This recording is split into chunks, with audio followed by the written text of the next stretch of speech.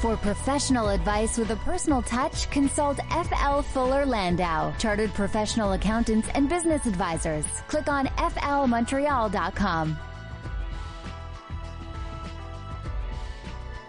Good evening. Welcome to Today's Entrepreneur, a program about the entrepreneurial spirit that drives Quebec business. My name is Dan Delmar, along with FL Montreal's Josh Miller. Welcome back, Josh. Hello, Dan. Welcome back, as if I'm not here all the time. Come on. I know. Well, we missed last week. I didn't know what to do with my Monday evening. It was weird. Did you enjoy it? Did you have the night off? No, you just did something else. You worked I don't know what I did, but I missed you a lot, Josh. This evening we have a lot planned. So we're going to talk a little bit about PR, which is what I do during the day. And we're going to have a couple of guests that are into influencer PR, influencer marketing. So we have Karine, Idrissi, and Kristina Argento of the Sundae Collective. They're going to be our profile this evening. And then later in the show, you're going to turn the tables on me. I am. And we're going to talk a little bit about podcasts and the like and everything that sorts around that. Is it worth it? Does it take a lot of time, the cost benefit? And I know you talk about this with your clients all the time, Dan. So time to turn the tables and we're going to hear your thoughts on that. I'm looking forward. Podcasting is a new recent obsession of mine, and we just recently made it part of the business, and it is a great PR tool, and we'll get to that later in the show. Good for businesses. First, news and notes, and of course, today the news politically was almost so huge we can't sort of get around it. There are some business consequences here. The government has made a statement saying that Finance Minister Bill Morneau will not resign. So they're getting heat to the point where there's rumors that the Finance Minister could have resigned. They're denying that, and he's sticking with the Prime Minister. But this type of political crisis, could it lead to things like perhaps a freeze of certain investments in the business community or other forms of chill if all of this turmoil is happening in Ottawa? And, I think it depends what level of business you're at. Are you a really small business or are you a very large business? Are you worried about tax reform or are you worried about the local MP fighting for your business or fighting for a local area or a local piece? So I think it's going to affect everybody a little bit differently. That being said, no doubt that the first and foremost, Canada, we're not competitive to begin with. So if we're not competitive on a world scale to begin with, on a number of different areas. Now we're pretty good in some areas. We're pretty good on the knowledge base. We're pretty good, although we could be better. There's no question. Infrastructure we could use some help on. Talent we're okay, but we're certainly a limited number of people. Taxes and ease of doing business. I would say ease of doing business we're a little better at. Taxes got to be one of the worst. Just complete disincentive to attract businesses to come here. And that makes us less competitive on a worldwide scale. The fact that all this craziness is happening at government just is one other detractor, just as one other reason for Canada to be even less competitive, Canada/Quebec or all the provinces. And I think that's where it might hurt from an international level. Again, it's going to affect every business differently. And the reality is, at least this is what I believe, if you really have a great product or service that you are marketing and distributing properly and smartly, it almost shouldn't matter what government is in place. Mm-hmm. So I can't ignore that fact that if you're doing things right, whether you have a liberal, a conservative, an NDP, I won't say Green Party, but whatever government's in power, if you're doing well, you're doing well. You can possibly do better if the taxes fall. You can possibly do better if, for various reasons in immigration, they can attract more people. But there's still a basis to every business, and if your fundamentals are good, then the government in and of itself shouldn't completely detract from it. I know it's a general statement. I know there's, I read articles about carbon tax and all that could hit businesses that they can't pass on and all that. I know there's a lot of little things that we'll never be able to get to. But generally, if you have your business, and it's running properly and you're doing the right things, then the craziness in the government shouldn't impact you day to day. Long term, yes. All right, moving on now, and CJD will, of course, be following the story very closely all week. This story about the communication skills for workplace success. This is from entrepreneur.com. Entrepreneur.com, yeah. What were your takeaways from this one? What are the keys to communication success? Dan, I tell you, there's not a day that goes by that somebody in in the circle that I'm speaking with doesn't say, yeah, we should communicate better. Yes, it would have been better had we spoken about this earlier. Yes, it would have been better had we not spoken two of us, but had a group of us around. Vice versa. Yes, it would have been more efficient if it wasn't everybody, but it was just focused. There's so many issues in business, and every time there's a business crisis or business issue, in the top 3 reasons is communication or lack thereof. So when I saw this article on communication, it's a lot of basics. It's a lot of repetition on what a lot of people know, but refresher, absolutely huge. And in no particular order, because it goes 1 through 7, I'm going to talk about number 2 first, and that's active listening. Active listening, if you're looking at the person, or you're looking at your watch, or you're paying attention, not paying attention, there's a difference between active and non-active listening. If you're not actively listening, well, the person's just going to turn off. This story from Fast Company: hip offices are part of our mental health crisis. What's the argument there? I believe that article, I was reading it, and we recently moved into new space. We went from the 2nd floor to the 3rd floor, and it's bright and it's fresh and it's open and it's young. I don't know if it's hip necessarily, but we'll say it could be. That is only one factor. With all the talk about mental health and mental wellness, with all that talk, a physical space only does so much. It can definitely help, but if people think a physical space is the only thing that can help, well, then they're sorely mistaken. If you have a great space, but the mentality of the office is, well, you better stay until 6, or your breaks better only be 2 minutes, or, you can't really talk about some of the issues that you have going on, and it's not an open discussion environment, well, then you can have the most beautiful, comfortable space in the world. It just won't work. Employees, staff, their team just won't necessarily feel connected or want to give back, because what's in it for them? Physical space is great. It's important. It's not to be downplayed, but it's definitely not the only thing. This story from Financial Post about agri-tech entrepreneurs, including the Montreal area-based Lufa Farms. The Financial Post writing that they're eyeing the vertical landscape for new growth. And I'm not sure, Josh, does that mean the vertical as in the supply chain, or literally they want to grow stuff on the walls and on the ceilings? Lufa Farms, even though we've been talking about it for a couple of years, is still fairly new. And it's fairly in its early stages. So when they're talking vertical, it's pretty much they're talking on rooftops or looking for the right spaces. Not every building can have or house a 20,000 square foot greenhouse. Not every building can do that. So it's really about and they use Google Maps and to try and scope out the areas. So it's really, when they say vertical, it kind of really is upwards. Now, of course, there's also the logistics and distribution, so there is a metaphoric side to the vertical commentary as well. But really, Lufa Farms, and kudos to them, they are really finding areas in urban centers to create food, to create a distribution center for fresh product, fresh produce, fresh vegetables. And in our ever-growing, we keep seeing our urban communities build up, even though we see them building out, but in the centers, we see them build up. Well, at some point, you have to feed all these people. On the way, we're going to talk about PR and influencer marketing with our guests from the Sundae Collective, and that is on the way. We'll be talking with Karine Idrissi and Kristina Argento, and later we're talking about PR and podcasting and vlogging with some of what I do for a living. So stay tuned for that.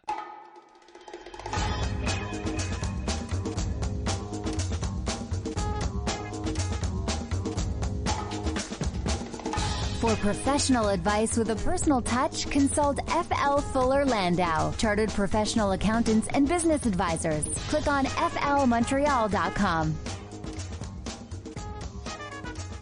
Welcome back to today's Entrepreneur, inspiring stories from outstanding business people. My name is Dan Delmar, along with FL's Josh Miller. And this evening on the program, we're talking about public relations and influencer marketing. Welcome, Karine Idrissi and Kristina Argento of the Sundae Collective. Hey, guys. Hi. So, first question, Josh? Very simple, and we're talking about this world, this PR agency world. And so the very first question, pretty simple, because a lot of agencies do a bunch of different things. So what does the Sundae Collective, what is the Sundae Collective, and what do you do? So thank you for having us. So the Sundae Collective is your one-stop creative agency. We specialize in public relations, event management, influencer marketing, and content creation. Now, all of that, all of that together, one-stop shop. Now, but when you mention all those things, there's other aspects that when people think of a marketing agency or PR agency, whether it's social media and whether it's websites and all that, you didn't list. So when you were looking to start this business, why didn't you want to get into that? Well, we're not experts in that field. We don't do website development. We don't do SEO. We have great partners for that if we want to shoot you over to them. But we really want to focus on what we do best, which is PR, social media, and content creation. We build the assets to drive your audience to that website. Now, let's take it back. You started this a couple of years or so ago. Mm-hmm. Where did you come from? Maybe Karine first. Okay, me first. Oh boy. So I started off in the beauty world at Lise Wattier, actually, back in the day. And this was when social media really wasn't actually a real thing. Facebook, we were heavy on Facebook at that time, heavy on blogging. So from there, I got poached, went to L'Oreal for a few years. That's where Kristina and I, if you would like to know, we've known each other since we're 12. We went to high school together. Mm-hmm. And then we reconnected at L'Oreal. And she had been there a few years before me. She vouched for me. And then once we were there, I decided that I was really into social media and influencer marketing. So I went to Macaj, did their internal PR for a while, and then I started my own thing. I started the entrepreneurship train at that point a few years back. And yourself, Kristina, what was that moment where, a little bit of your Jump background, ship. I understand L'Oreal, yeah. But then you decided to really go out and you joined your partner. Yeah. Why? I always had that entrepreneurial fire within me. I come from a family of entrepreneurs, and L'Oreal is the company that really helps you become an entrepreneur in your role. And then Karine and I were working together, going for coffee every day. We're both dreamers, and she jumped ship first, and it took her about a year to convince me to jump ship because I truly loved and what a couple I of did. cocktails. Yeah. I truly loved my job, but it came to a point where I wanted to spread my wings and test my boundaries and see what I was capable of. And that's it. I jumped ship a couple of years ago, and here we are today. Amazing what a couple of cocktails can do. Right? Magic. So this industry is, I've been working in this industry for many years, and I get the question once in a while, what is PR? Yes. And I'm sure you guys get that too. So how do you define it? It's so tough. You know what? This is your expertise, but go for it. It's our expertise, but PR is it's really a form of organic marketing. It's getting people to speak about your product in a way that is believable and genuine and authentic. Without being a full-on advertisement. Mm-hmm. And of course, we're entering a world where the lines between PR and marketing are quite blurred with social media and influencer campaigns. We could all be honest with that. So it's been an evolution from when I started in PR about 8-9 years ago. My media list was super short with key editors that we had to hone in on, and now we have a massive list with influencers, socialites, people who could just really help talk about your brand and make some sales. Now, how do you build that list, or how do you maintain it, and how do you know which is best for the client? Is technology your friend? Is it just experience? Is it your clients? It's a little bit of everything. It's definitely obviously experience, being on the ground, building these relationships day in and day out. So that list is constantly growing because of influencers as well, or socialites. We really need to be constantly on Instagram to make sure that we know who's becoming important. Kristina likes to call me the influencer whisperer, but it's almost become not an obsession, but in a good way, in a healthy way, where I'm always there. So I will flip over the contact to one of our coordinators or interns and have them constantly building that list. So it has to be updated almost on a daily basis, if not weekly. Mm-hmm. Now, you started a company before the Sundae Collective, Karine. You had this other company, and we knew you in a separate life before. Yes. And it was called Stop and Stare. Yes. You went from Stop and Stare to the Sundae Collective. Why? Now, well, we'll get to why in a second, but people kind of spend so much time in building a name and a brand and say, I really got to find the right name. Dan could talk about this for hours as well. I don't want to. From when he changed his name, people put so much effort into it. What was your experience, and was it easy for you to change a name? Why? Why did I do it? I had definitely built Stop and Stare to, I think, a really great place. But I don't know why. I believed in what me and Kristina, and also we work with a content creator named Karine. I really believed that we had something to offer the industry that just did not exist at that moment. And I went in, not blindly, I just really had a gut feeling. So I was totally fine putting the name away and building something brand new. It wasn't as hard as you might imagine. I think the harder part is always like trying to figure out like a few months or years into the actual business. But no, I did it because I thought we could be better together as opposed to apart. And the name just didn't mean as much to you as it meant as the opportunities that were going to come. Yeah, no, to me, it was just a name. I had built a reputation for myself. I was happy about that. I was happy as to where the company was when we transitioned. And individually, I think we built such strong relationships with people in the industry that I think people were kind of like excited when we teamed up, all three of us. It was fun. Yeah. Better together. Why the Sundae Collective? Oh boy. Okay. So this was a couple of weekends in the making and months in the making. So Sundae PR in general, they'll all say it's like the cherry on the sundae. It's kind of once you've got your marketing plan, once you have an amazing product, you kind of are the cherry on the sundae. So we decided Sundae Collective for that reason. And a collective because it is three people from three very different backgrounds that kind of come together as a collective. Dan, did you have that same experience? The collective? No. The Did you have a company called The Collective? No, it was called Provocateur, and then it became a little too edgy. And so when I turned on Netflix and I had the Trump organizer say, "I am a provocateur," the decision became super easy. Yeah, you're like, nope. And we're so out. in that sense, it was a very quick. It's a calculation almost. You know, is this brand going to take me to the next level? Is it powerful enough? Yes. Continue. No. Dump it. Don't get too attached. It's just a name. Yeah, your I was just about to reputation say should that. exceed the Yeah. name of your company. That's why if ever we should have to rename our company for whatever reason, I'm not too attached to it. I'm attached to my partners and to the reputation that we built together. So speaking of partners, do you guys, your roles, do you overlap a lot? Yes. Do you how do you split roles? Or it was kind of, based on your specialties? It's a very good question because when we started, the lines were blurred. We wanted to be involved in everything. Yeah. But as our clientele grew stronger, like the workload became bigger, we had no choice but to split projects. And I think in our partnerships, we trust each other. So Karine will run a project from A to Z. I will run a project from A to Z.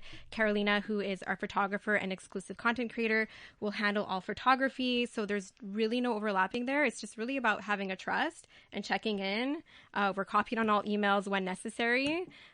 We will jump in if we see something, hey, by the way, this is kind of how I would have done it, or you did a great job, like I'm super proud of you. We're there to we're involved on all projects. And your customers, do they look at one of you at a time? Is there a project lead, or do you kind of share? We really share. And when I think right now when we pitch for a business, because we're constantly, looking for business and pitching, we're in it together. So then afterwards we will say, okay, Karine divide will and lead conquer. this. We haven't had any issues with people seem to agree with both of us, working with both of us. They've seen that it's like a package deal. Yeah. Like we're all in it together. And to be honest, it's worked in our favor because a lot of the times these bigger agencies will kind of delegate a lot of their work to their coordinators, their interns, and then the owner of the company is not always involved. I'm not saying this is true for all agencies, but for us, we really have sold ourselves as two senior people that will be on your account. Today's Entrepreneur on CJAD. Up next, we're going to talk more influencer marketing with Karine Idrissi and Kristina Argento of the Sundae Collective. And later on, we'll delve into podcasting and vlogging and how tools like these are helping PR people like us. So that's on the way. For professional advice with a personal touch, consult FL Fuller Landau, Chartered Professional Accountants and Business Advisors. Click on flmontreal.com. Welcome back to today's Entrepreneur, a program about the entrepreneurial spirit that drives Quebec business. My name is Dan Delmar, along with FL Montreal's Josh Miller, and our guests this evening, Karine Idrissi and Kristina Argento of the Sundae Collective. And Josh, we're talking PR and marketing. We'll delve into some new tools that we have as PR people, like podcasting and vlogging. That is on the way. But first, back to Karine and Kristina.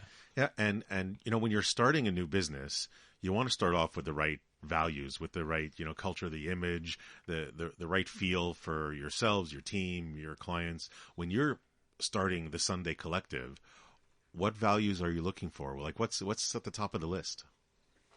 For us, our core value is transparency, because like in any relationship, transparency in the PR world, like this is special. Yeah. Yes, transparency. Hey now. So yes, Yeah. Well, it's 3-on-1 here. It's no with fair. our clients, and of course, when it comes down to the actual business, we're not ever going to represent something that we don't actually believe in. But if you don't have trust, like in any relationship, it's just not going to work out. So when it comes to budget and any expectations, we absolutely need to have this transparency with our clients so that they know what to expect. They know where their money is going. They know what their ROI is. It's just super important to us. Yeah, we rather why sugarcoat it. You know, I think that's kind of like an old school way of doing things. But for us, it's like, here's the budget, here are the numbers. And even if we have like a little overhead, typically other companies used to just take whatever cash, like, hey, we came under, so it's ours. We will put that towards another project because we're thinking, hey, we're reinvesting and working with this client again. So invoices that come in for projects or whatever planning, whether it's an event plan or whatever, goes out to the customer and they just know exactly what they're paying for. Not necessarily. We, as an agency, it's our responsibility to manage the budget. So we manage where the money goes. They give us a certain budget. At the end of it, we show them, here's what we spent on. So they have a transparent, they see, okay, if they want to know, oh, you spent X amount on this caterer, can I please see that invoice? Absolutely. Here it is. Like, it's just very natural second nature. It used to be carte blanche. Before it was like, hey, I have $50K. What can you do? And then they'd be like, well, we can do this, this, this. And then next thing you know, they're pocketing probably like a good percentage of it. And again, we're generalizing, but it's just the way we want to operate. How do you guys communicate success to your clients? I mean, you know, sometimes you have social media metrics to go on, but sometimes it's a little bit tougher to sort of pin down the success of a campaign. Of course, with PR, because PR is so not tangible, right? It's a service that we're offering. It's a service that's kind of in the air, unless it's like in black and white, which social media is a little bit easier because we have metrics to kind of give them. So when we're doing a wrap report, it's there. This is how successful the campaign was. This is how much you've spent. Here's your return on investment. PR has always been a struggle because clients are investing in us building a relationship for them. And how do you put like a dollar sign on that? So we try as much as possible doing weekly reports to kind of show them like, this is what we've done. These are the actionable things that we've done to support your brand. The number of impressions that we've gotten from print. That's really the key ROI. But we can never tell a client, oh, this week we drove this many sales, because that's not what PR is. Yeah. PR is first and foremost getting your name out there. It's building the buzz. Yeah, building the buzz. So speaking of getting the name out there, do you do as good a job for yourselves as you do for your customers? Like you have the Sundae Collective. What do you do to get the word out? Josh, you pinpointed that so well when we first talked. Like, we are le cordon mal chaussé, exactly as how you had put it. Is we've worked so hard for the past few years on ensuring that we had money coming in and building these amazing client database that we have now only, as of the next few days, built our website. Can you imagine? Like, that has not been, we haven't had time. So now we are focusing on 2019 in putting a little bit more PR into our PR agency. Yeah. Which means your reputation has to precede you, which means you 100%. Need a solid reputation. How much does that come into play? Monitoring your online reputation. Oof. Online reputation, it's like, well, our online reputation is Instagram for us right now. Exactly. We have a very successful Instagram page at the Sundae Collective on Instagram, and we have great fan base of influencers and media who follow us and our clients, and it's kind of our portfolio right now. So we're using that as our tool, our reputation.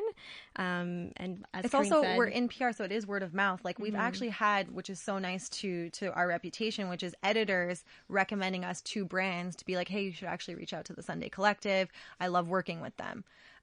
Even when we're doing business dev, we have a whole reference deck at the end of it, speaking to our reputation. So yeah, it's been there. I hope it's good. So far, so good. As Karine said, though, it's time for us to really do some actual business development to kind of get outside of our usual client base and just kind of see what else is out there. So when you're starting up, and I keep saying when you're starting because it's relatively new in the last couple of years or so, you have to come up with some pricing at the beginning. Yeah. How do you determine or develop pricing when you're just getting out of the gate? Even 2 years in, I'm sure you evaluate from time to time. Absolutely. But how do you determine that? What worked for you?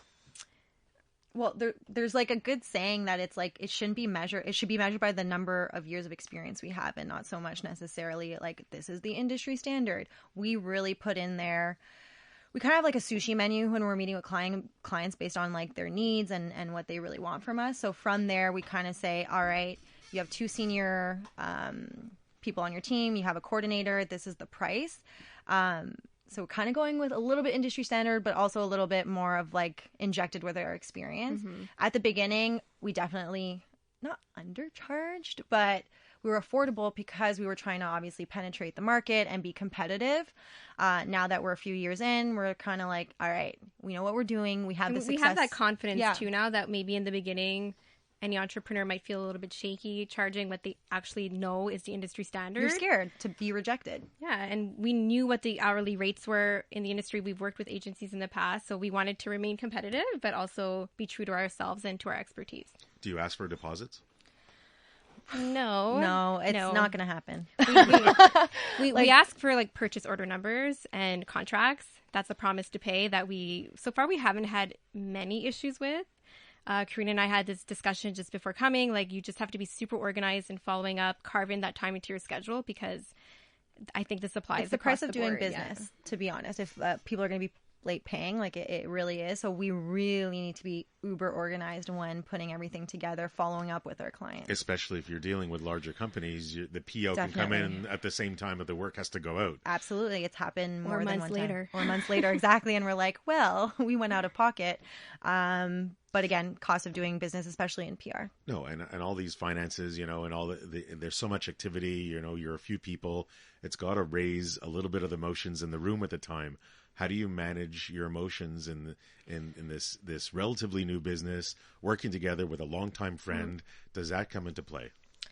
How do we manage our emotions, Josh? We have to talk other than the unopened bottle of wine. Yeah. Exactly. We forgot to bring a bottle opener. So that didn't work out for us. But talk a lot. We have to talk a lot and luckily talk things through, because we can come into that being really heated, and it's happened more often than none, where it starts off really, really emotional, and then once we have a conversation, you see the other person's side, you're like, okay, I love you, bye. deflates a little bit. Yeah, exactly. Yeah, we're lucky that we have such a respect for each other that so far it's been really good in just communicating. Like, I don't like to harbor negative feelings for very long. It's just not in my nature. It'll come out, and I think Karine is the same way. Definitely. So we'll talk things out. Sometimes as you're talking, you're like, okay, I'm not making sense. I see this is on me. It happens a and lot then to me. Yeah, so or like I'm super emotional and then realize, all right, let me work this out a little bit more. And you occasionally talk over each other. Always.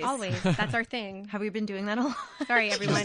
So just before we go to the next segment, industry trend. What do you see as next as the hot things? What does the Sundae Collective look to focus on next? Production, podcasts. We need to almost expand or find the right partner to really offer more services. I think they say in our industry that content is king. With PR shifting, we're definitely looking to potentially delve into a little bit more production. What a segue, Dan. Yeah, tell me about it. You're welcome. Absolutely. Because the next segment, we're going to talk about podcasts and that content, and we're going to pick Dan's brain as the specialist behind that, and listen to all his pros and cons behind that. That wasn't even planned. Thanks, guys. Podcasting and vlogging next on Today's Entrepreneur.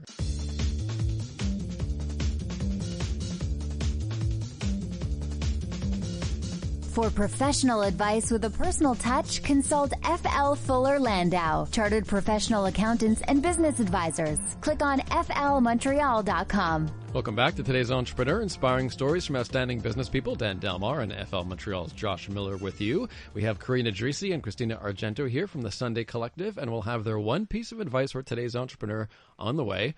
But first, Josh. First, Dan, we're going to get to the topic of podcasts. We're going to get to the topic of vlogging. We're going to get to the topic of what we've been seeing for a little while now, but definitely nascent, definitely still pretty early on. And yourself, you've been kind of involved in podcasts for at least the last couple of years. So I kind of want to turn the tables to you a little bit, because we talk about it on many of our previous shows with different entrepreneurs. We heard it from Karine earlier, where it's that's where they might be heading. For the basic listener, I mean, a podcast. What is a podcast to you?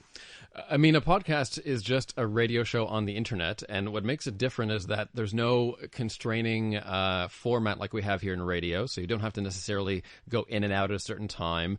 It can be 20 minutes, it can be 5 hours. It's really up to you.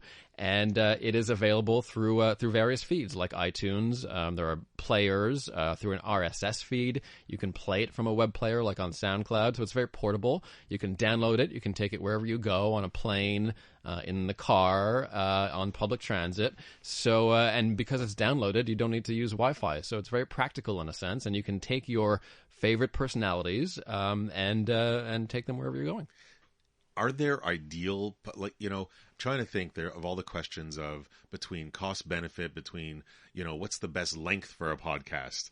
What are the factors that entrepreneurs should consider if they're going to go into this? Ooh, well, typically I would say we're not at a place in Canadian podcasting where people can really make a lot of money from it. You have to be super successful to make a lot of money. And even the top tier Canadian podcasters are taking in a few $100 per podcast. So there's not a whole lot of money to be made there. However, what I maintain is that podcasting is an outstanding piece of native content. So if you're trying to beef up your website and you're thinking, I'll put some social media on there, some blogging, maybe do a little Instagram stuff, whatever, a podcast to me is a really great piece of content to showcase your personality and your beliefs and your philosophy to the world. What we also started doing now is doing short mini podcasts for recruitment. So we do something called Recruit Pod. So it's a 3-minute podcast that's designed to give prospective job applicants an idea of what their workplace sounds like, what their boss is, what their colleagues are like. So podcasting is to me, it's the most intimate form of media we have going right now. There's nothing more intimate. I mean, you're really in someone's ears with earbuds on. I mean, it's you're connecting almost one-on-one with someone. So it's super intimate, and obviously if you have that closeness, the marketing potential is huge. Versus vlogging, versus adding video to that, because podcast is really just you're listening to it. There's no visual. So where does the visual come into play, and how do they compete with each other? Some do both. The model for me is Joe Rogan. If you check out that podcast, he does both video and audio, so you can consume it as you like. So that's awfully convenient. Video, of course, in many cases comes with extra cost. There are some steady cams that work on AI. Terry Kalakos does this very well here on CJAD, and those cameras sort of move automatically with your movements, so it takes care of all the work yourself. But typically, if we're doing a podcast production versus a video production, video is almost 10 times as expensive. Now, speaking of which, I mean, the cost to actually create a podcast, is it prohibitive? No, not really. It's fairly cheap. I mean, anyone can really record a podcast, even on their cell phone, if you're doing it really, really cheaply. Of course, it won't sound very good. But a basic podcast, you can start at $250, $300 and then work your way up into the thousands, depending on what options you take. But it's having a recorder, it's start, stop, and then uploading and doing a bit of editing and mastering. So someone who's familiar with audio can get it done themselves for nothing, really. If I turn to Karine and Kristina, you haven't done this yet. You see this as a future. Is it just the fact that you haven't gotten there yet, or is there a bit of a fear factor? Is there an unknown? Well, I'm already learning so much right now. I'm like, tell me more. I think it's more of a time constraint. It's also figuring out like what it is that we want to say. What do we want to put out there? Is it going to be related to entrepreneurship? Is it going to be related to something completely off the grid, which I listen to like murder podcasts. Like that's not necessarily everyone's cup of tea. So I think it's really just narrowing it down and making time for it. Podcast definitely would be something we do before vlogging, because like he said, not only is there a huge cost production, it's just you're taking it on a lot more. So Dan, we've spoken to many entrepreneurs. Almost every show we talk about them taking advantage of social media, different social media platforms. If there's a limited amount of resources, in your opinion, where do you spend them? Like, where do you focus more on social media? Do you do little podcasting? Do you really cut back on one to do the other? I get that it might change with different businesses, but what are your thoughts on that? Each client has a different media mix. So we've actually never had a stable of clients that have had the exact same media mix in this entire time. Whether it's which social networks to use or which platforms to use, these are all forms of media. So Twitter is CJAD, is podcasting, is vlogging. They're all forms of media. So every client has different needs, and you customize a plan based on the client's needs or based on their budget, and then you work your way out. So podcasting is a great option if you have someone who's a business owner who's personality driven. If they're the spokesperson for their business, or if they are a public intellectual or a leader of their industry, or if they have a following, you want to talk to that person. You want to hear their voice. If you're sort of highlighting a team, well, maybe video makes more sense then. Maybe you want to showcase a little bit more of the visual, and maybe if you're in fashion, you want to more likely gravitate towards video. So the short answer is it's different for everyone, but for podcasting, if you are someone who wants to deeply connect with an audience and get in their brains, there is no better medium that serves as sort of like a home base for all your media. So your podcast is your brand that you construct. That's your one-on-one connection with your audience, and from that you can build it out into video, TV, radio, anything. We've had some of our shows here on CJD, a Solo in the City. We have our shows on iHeartRadio as well. So it's Today's Entrepreneur is all our past shows, 200 some odd, yeah, are sitting on iTunes and Stitcher and SoundCloud. And you can check that back at any moment and feel like you're connecting with Josh Miller of Fuller Landau. That's a good thing. Thank you. So thanks, Dan. I know it's a topic that you're very passionate about, and we can talk for a long time. But as we approach the last moments of our show, as we do each week, we'll turn to our two entrepreneurs, Karine Idrissi and Kristina Argento, and ask the two of you, or each of you, what would be your one piece of advice for today's entrepreneur? Okay, so my piece of advice, it might sound cheesy, but is to try your best to mitigate your fear of the unknown. So this is something I still struggle with, and I need to take moments to remind myself that just because I'm not exactly sure what's going to happen in 3 months from now doesn't give me a reason to panic. So if you believe in what you do and you love what you do, the business will roll in and the money will come in. And that's it. Thank you, Kristina. How about you, Karine? Invest in your team. We would not be where we are today without the support of our team. Invest in your employees. It's worth every single penny. It's the only way you can possibly grow. Excellent, thank you. We didn't touch on the HR side, but definitely totally good points. And Dan, my quick takeaway is, of all the entrepreneurs, lots of experience, you got to continue to have fun. And clearly these two ladies are having some fun. Karine Idrissi and Kristina Argento of the Sundae Collective. Thanks so much, guys. Thank you for having us. We'll be back next week, Josh, with Leanne Levy of California Closets. Don't forget a decade worth of entrepreneur profiles on the podcast at today'sentrepreneur.org, so check those out. And we'll see you back here next Monday night at 7 for Today's Entrepreneur. Good night.